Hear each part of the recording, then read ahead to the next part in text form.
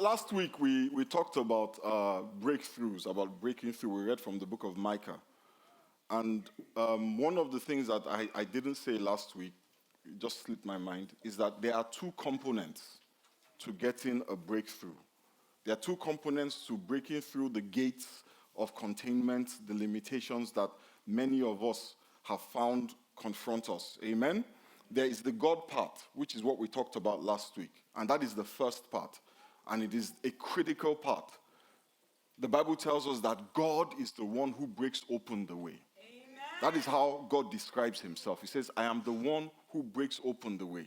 It wasn't a man describing God and saying, oh, you know what, he's made a way for me in the past, so, he breaks open the way. No, this is God saying, I am the one who breaks open the way. God was describing himself. We often talk about how God is merciful, God is faithful, God is kind, God is love. In the same way that we say all of these things about God, in describing his attributes, in that same way, we can say and we should say that God is the one who breaks open the way. In summary, God is a way maker. That is who God is. He's as much a way maker as he is love. He's as much a way maker as he is faithful. In fact, he's as much a way maker as he is holy. In the same way that God cannot not be holy, that is the same way that God cannot not be a way maker. It is who he is. It is just God. Amen? So that means that when there is an obstacle, when there is a challenge, right, you need to bring into that situation a being whose very nature is to destroy obstacles. That is his nature. He can't be in a place and there's an obstacle and he will leave the obstacle. He just can't. It's like my wife. If you come to my house and she will serve you food, amen. While you're still eating, if you take too long, she will clear the plates away. She can't help it. It's just who she is. We've talked about it, but she still does it. Amen? God is the one. God is a God who makes a way where there is no way. Hallelujah. He's the one who breaks open the way. Amen? Amen? The Bible tells us in the 3rd book of John, it says, Beloved, I wish above all things that thou mayest prosper and be in health, even as thy soul prospereth. Amen. And the reason why this verse of scripture is so important is that it gives us the basis to be able to say that it is God's will for us to prosper. Prosperity is not a sin. It is God's will for us to prosper. Amen? Amen? It is God's will for us to prosper. Tell your neighbor, it is God's will for me to prosper. But prosperity is not just that you have a lot of money. That is a narrow definition of prosperity. To prosper is to succeed. It is to flourish. To prosper is to make progress towards whatever it is that is God's will for your life. So if being wealthy financially is God's will for your life, prosperity is that you're moving towards wealth. If abundance is God's will for your life, prosperity is that you're moving towards abundance. If sound health is God's will for your mind, prosperity is that you're moving, you're making progress towards sound health. If a sound mind is God's will for your life, prosperity is that you are moving towards a sound mind. Amen? And please, some Christians go around telling other people, please be content. And they quote the scriptures that godliness with contentment is great gain. But you must never be content with less than God's will. Yes. Never accept less than God's will. You must always be pushing to enter into God's will. Amen. Whatever that is. Yes. Be pushing to enter into God's will. So I refuse to be content with poverty. I reject it. Not because of any other reason that I know that this is not God's will for my life. It is not God's will for me to be poor and hungry and unable to pay my bills and unable to send my children to school. That is not God's will for my life, and I will not accept it. I will pray, I will fast, I will push until I enter into God's will for my life.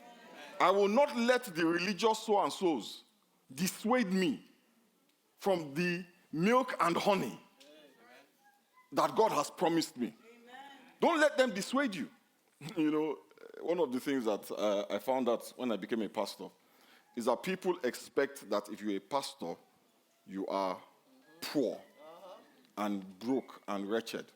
And that thinking, interestingly, is reinforced by the excesses of some pastors. So you see some pastors and you're like, let's go back to those good old days when the men of God could not pay their children's school fees until the villagers bring yam for them to sell. That is not my portion. Because that is not God's word. I can tell you stories, but I have a sermon I want to preach. I'll tell you the stories another time. The world defines prosperity as if we have no purpose, as if our existence is just a random occurrence of nature. But we were created for a purpose. The Bible tells us that even before we were born, God knew us. Amen. There is nobody here that is an accident. Your parents may not have planned, but God knew. Hallelujah. And He intended. Hallelujah. The Bible says in Psalm 139 verse 16, your eyes saw my unformed body. All the days ordained for me were written in your book before one of them came to be. Jeremiah chapter 1 verse 5 says, before I formed you in the womb, I knew you. Before you were born, I set you apart. For Jeremiah, he was set apart to be a prophet to the nations. But the principle is that before you were formed, God knew you and set you apart for a purpose. He has ordained you to a purpose. But the thing about purpose that we must never forget is what Ecclesiastes chapter 3 verse 1 says. It says, to everything there is a season and a time. Hallelujah. Turn to your neighbor, a time. There is a time to every purpose under heaven. So when we say that to prosper is to make progress, yeah? What we're saying is that to prosper is to make progress towards the purpose for which you were created in the time which you have been given. Amen. We have been given gifts. We've been given talents. We've been given abilities, special proclivities, certain things that we're able to do that other people can't do. Certain things about us, you know, that other people, that come so easily to us. Some other people struggle with. There's some people who just, anything they touch turns into money. They just can't lose money. It's as if money is just chasing them around everywhere. I want to be like that, but I'm actually better at spending it. I have a gift. I can't help myself. I just know how to spend money. It's a problem for my wife and Olade, but God is helping them. Amen?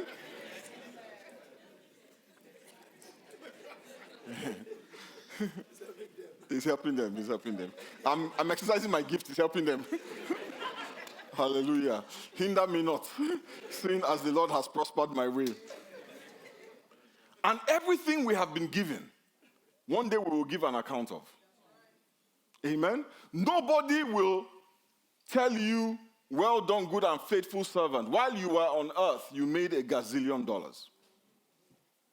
They want to know what you did with that ability that they gave you. What you did with that gifting.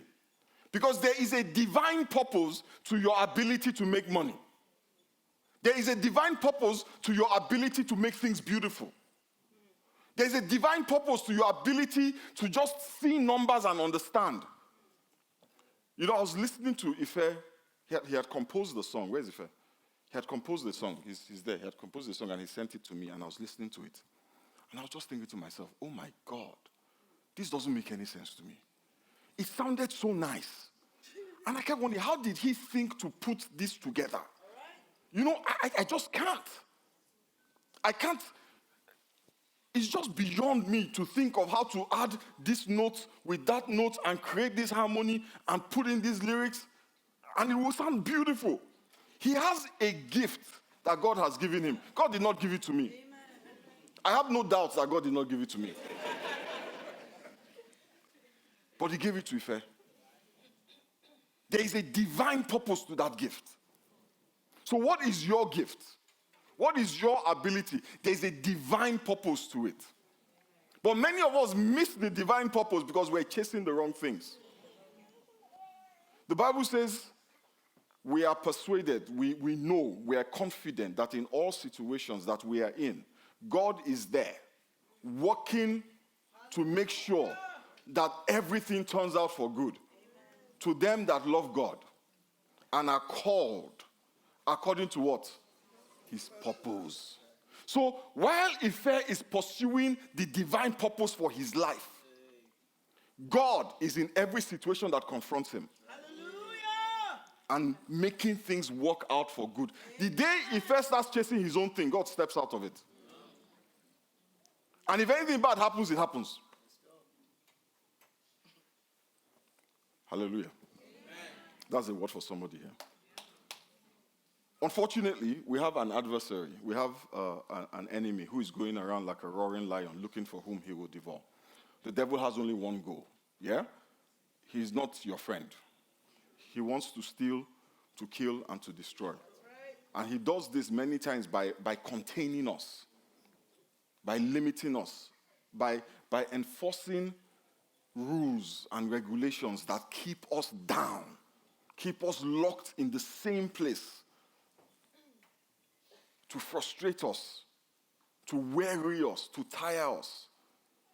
But we serve a God who breaks gates of brass.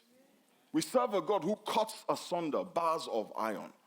And when God goes before you, when God goes before us, the Bible says his enemies are destroyed, as wax is destroyed in the fire, and as smoke is driven before the wind.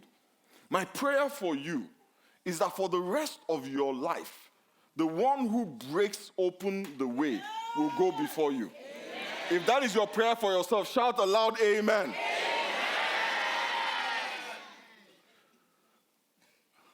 Let's talk about the second part.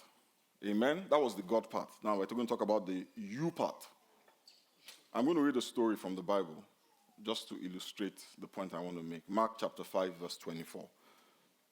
So Jesus went with him, a large crowd. Don't you never say a large crowd? A large crowd followed and pressed around him. And a woman was there who had been subject to bleeding for 12 years. She had suffered a great deal under the care of many doctors and had spent all she had. Yet instead of getting better, she grew worse. Tell your neighbor she grew worse. You know, the reason why I ask you to tell your neighbor stuff is I just want you to be paying attention. Because sometimes when somebody is reading something, our attention span is very short. So I just wanted you to understand it was nothing spiritual. I just wanted to keep you. Because somebody's afraid now. If I don't say it, I just want to keep you engaged. Amen? When she heard about Jesus, she came up behind him in the crowd and touched his cloak because she thought, if I just touch his clothes, I will be healed. Turn to your neighbor and say, I will be healed. Immediately, her bleeding stopped, and she felt in her body that she was freed from her suffering. Turn to your neighbor and say, freed from her suffering. Now, at once, Jesus realized that power had just gone out from him. He turned around in the crowd and asked, who touched my clothes? His disciples said, you see the people crowding against you, and yet you are asking who touched me.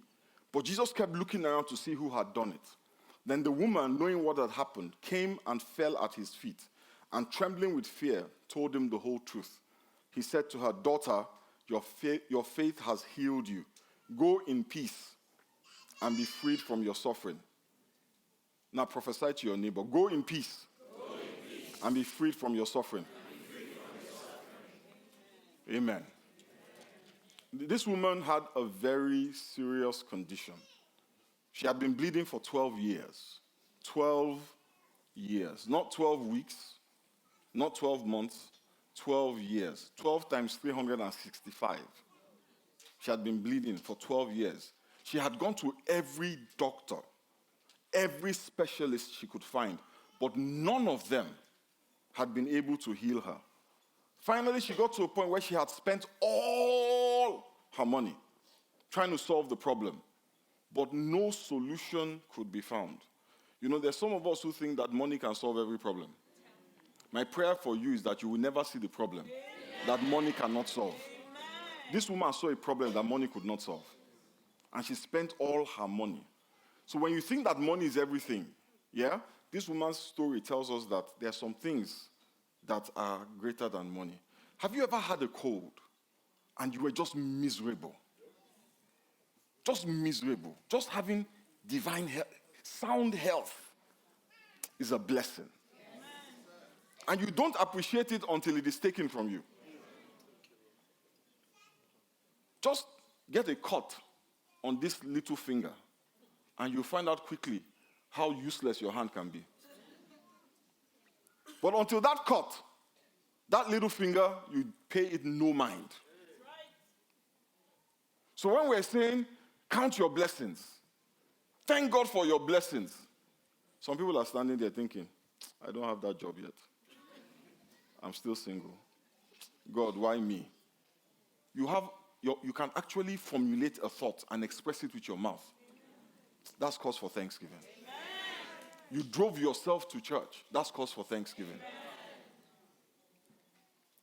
If somebody said to this woman, yeah, we'll take all your money and we'll stop the bleeding, she would have said take. Because when we read this story, right, we don't always understand the context, the implications of her condition. See, at that time, that condition she had ostracized her from everybody.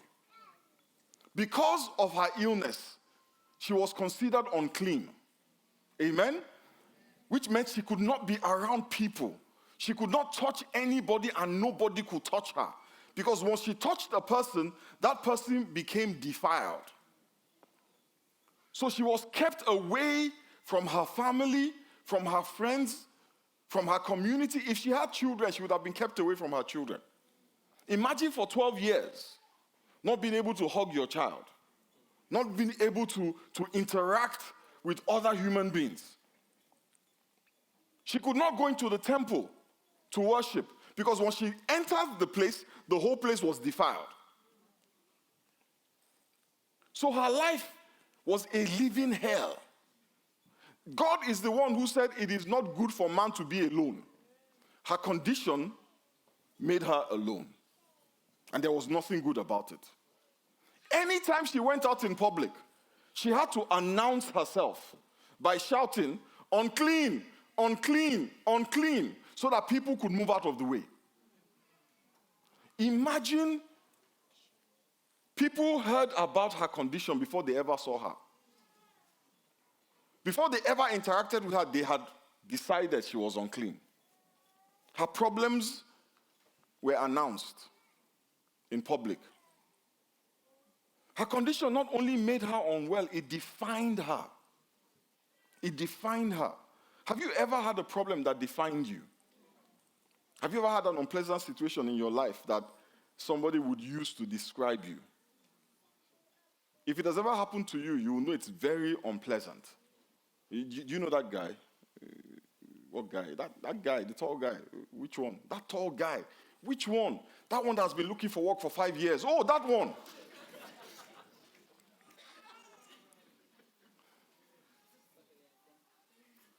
It has become a part of the person's identity. Chronic unemployment.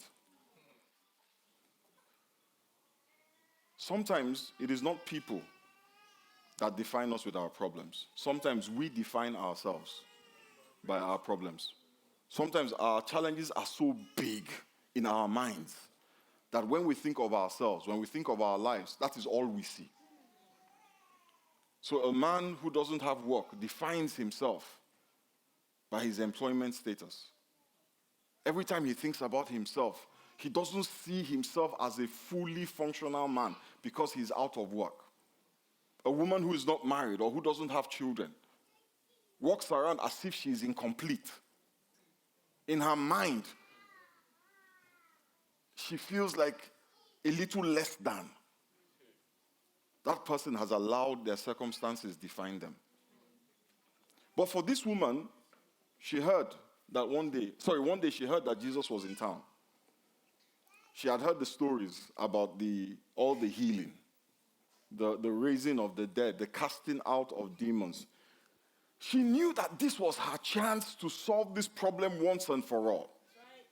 Jesus had the power to sort out her situation, yeah? So she knew that if something was dead, if the bleeding was being caused by something that had died in her body, she knew that Jesus could raise it to life. If something in her body was broken, Jesus could fix it. And if it was a demon, he just cast out a bunch of them. So she was confident that Jesus was the answer. If only she could touch, the King James Version says, the hem of his garment. So she went to meet him. There was a massive crowd around him.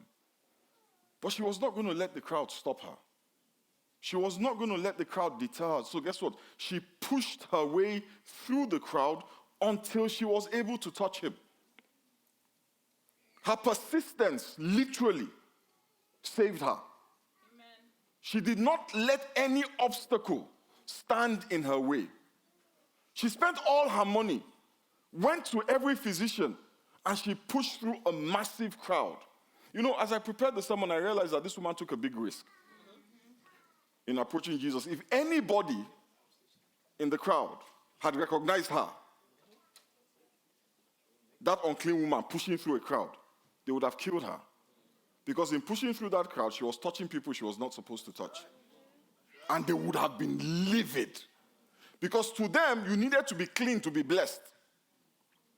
So if she made them unclean, if she defiled them, that means that she was going to make God angry with them. And rather than accept that, they'll kill her. But she took a risk to connect with Jesus. How many of us will take that level of risk to connect with Jesus? Some of us,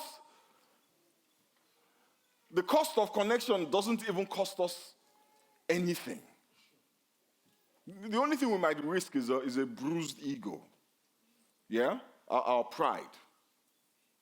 Our so-called intellectual standing.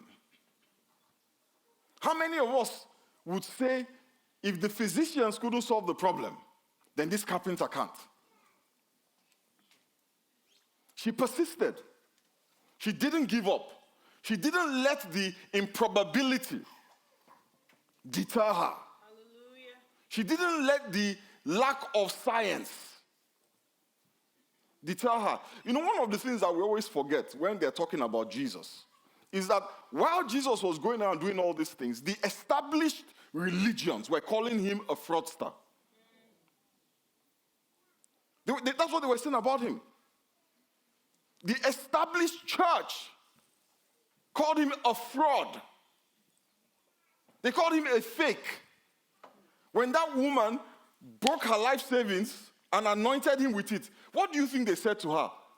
They've gotten you. You spent all your money on that fraudster. Look at him, going to parties, turning water into wine.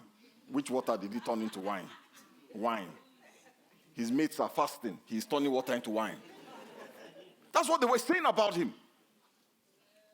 He's casting out demons. I can bet you he's doing it by the power of Beelzebub. And the people who were saying it were the authorities, the leaders of the society. That was the environment in which this woman went to Jesus. Is he real? Is he fake? She didn't care. She just needed to fix her problem. Whether it made sense or not, whether it was intellectually sound thinking or not, was not the point. The point was, I need help. What is that crowd that is keeping you from Jesus? That will make you turn back? Is it your pride? Is it your ego? Is it your reputation?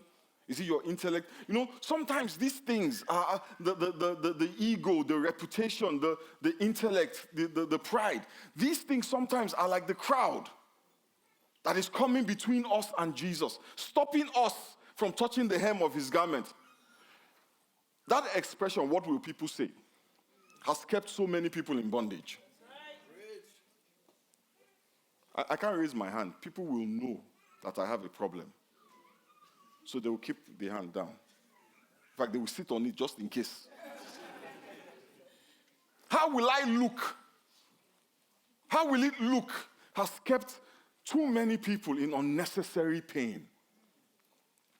That expression, this doesn't make any sense, has kept people in stagnation. You need to stop worrying about what people think. You need to stop trying to fit God into a box that you can understand. Imagine if Joshua had said it doesn't make sense when God asked him to march around the walls of Jericho for 7 days. And can I be honest with you? There is no way that Joshua knew what would happen. That's right. To Joshua, it didn't make sense. I mean, Joshua was a soldier. The guy was trained in warfare. I don't know if you've been paying attention to the news. There's a place in the Middle East called the Golan Heights. Have you anybody heard about the Golan? The Golan Heights are a group of quite a mountain, but whoever owns the Golan, right, has an advantage in the war in the Middle East because everything is down. So you're just shooting fish in a barrel. That is why Israel has refused to give up the Golan. So Joshua, God said to Joshua, march under your enemy's guns. That is the most stupid thing you can tell a general. The enemy is up there. You are down there. And don't just do it once in the middle of the night. Do it 7 times for 7 days. On the 7th day, in case they've missed you, do it 7 times. That is preposterous. But Joshua did it, and the walls of Jericho, what? They came down. It's history. But some of us, God will tell us to do something, we're like, man, don't make any sense, man. Okay. Imagine if that boy with the 5 loaves and 2 fish had said it doesn't make sense to try to feed 5,000 plus people with 5 loaves and 2 fish. So he's going to keep his 5 loaves and 2 fish. For many of us, we are allowing the crowd keep us from Jesus. For some here, the obstacle is time. The biggest member of the crowd is time. Nothing causes us to give up more than time. When things do not happen in the time that we have allocated, not God, we have decided this is when this should happen for me, we give up. But look at what the Bible says in Ecclesiastes, the 3rd chapter and the 11th verse. It says, he has made everything beautiful in its time. The King James Version says in his time, but it really doesn't matter because God controls time. Habakkuk chapter 2 verse 3 says, for the vision is for an appointed time. There is a set time for the manifestation of God's promises to you. There is a time that has been appointed that on this day you will be proposed to. There is a time that has been appointed that on this day you will get that job. There is a set time, an appointed time. It's like standing in front of an apple tree and you're hungry, but the apple tree is not producing apples. You can rant and rave. Nothing will happen until the set time. Amen. And many of us are standing in front of apple trees. It's out of season. It's not the season. The Bible says you shall be like a tree planted by rivers of water that will bear its fruit in due season. Amen. There is a due season. Amen. But the life and times of everybody is different. We struggle because we compare ourselves with ourselves. I'm comparing my season with Ife's season. Even if we were born of the same womb, our destinies are different. Our personalities, our characters are different. But I'm comparing myself with him. You know what the Bible calls that? Foolishness. It is folly to compare yourself with any other human being. And you know the interesting thing about these blessings? When you get them, you will not remember who got them before you. You could care less. I got a nice car recently I got a nice car. Yesterday, I stepped on it. Interestingly, as I was going down George Bush, my car has temporary tags on it. Another car with regular plates was by my side. I didn't care. He got his own before me. All I know is I have my own. Who married before me? Totally irrelevant. I have my own. I'm in my house. It doesn't matter that Ife bought his house years before me. Right now, I'm just enjoying my house. I am not losing any sleep over how long Ife has had his house. And that is how life is. The people that you're comparing yourself with, the day God opens the door, you won't even remember them. But now you're going to kill yourself because of them. There is a season that God has appointed for your blessing. You know, I can't emphasize that enough. There is an appointed time.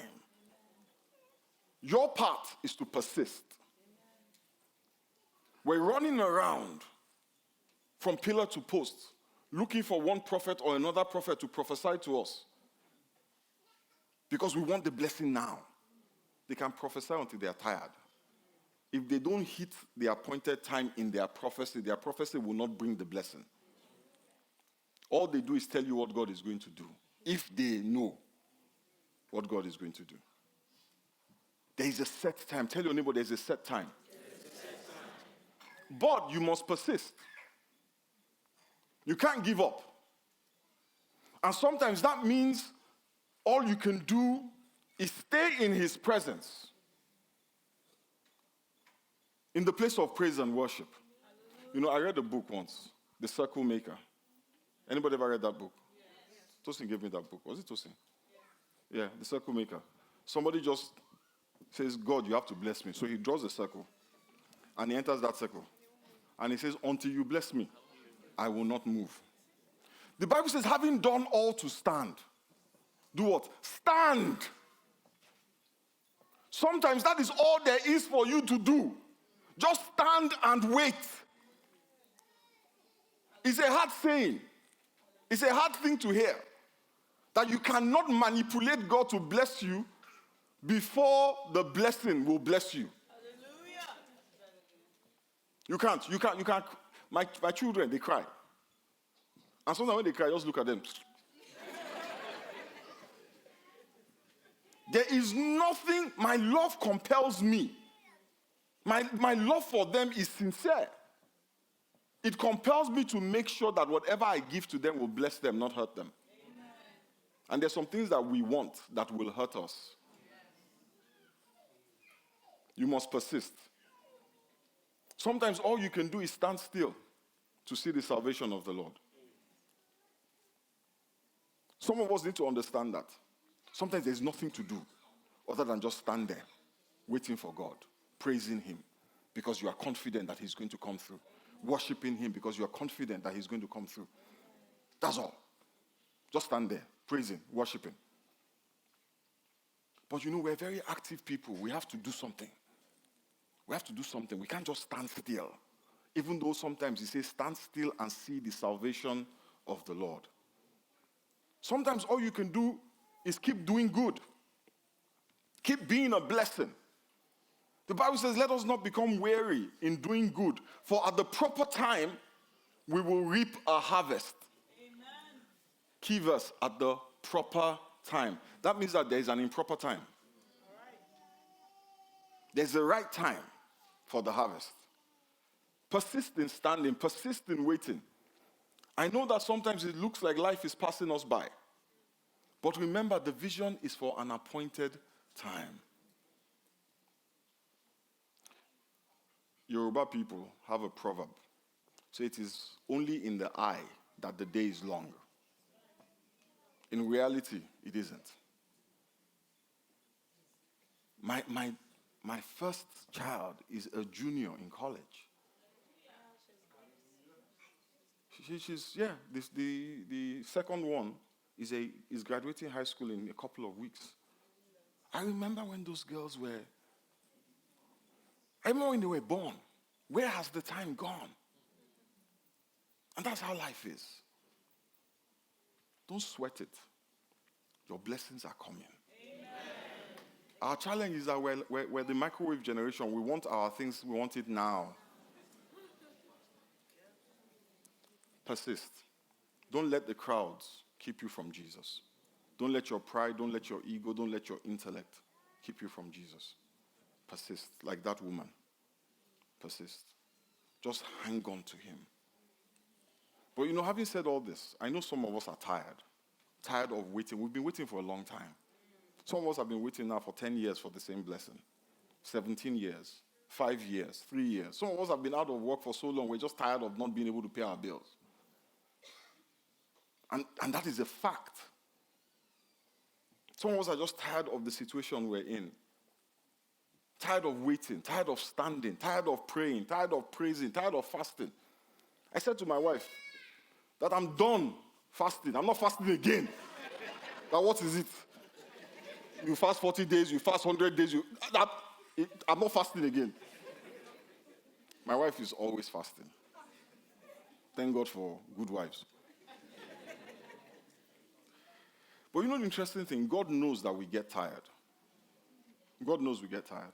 He's aware that what he's asking of us sometimes can weary us. That is why in Isaiah chapter 40, verse 31, it says, "But they that wait upon the Lord shall renew their strength. They shall mount up with wings as eagles. They shall run and not be weary. They shall walk and not faint." There is a special grace. There is a special empowerment that the Lord gives us to wait for his promises, to strengthen us while we're waiting for him.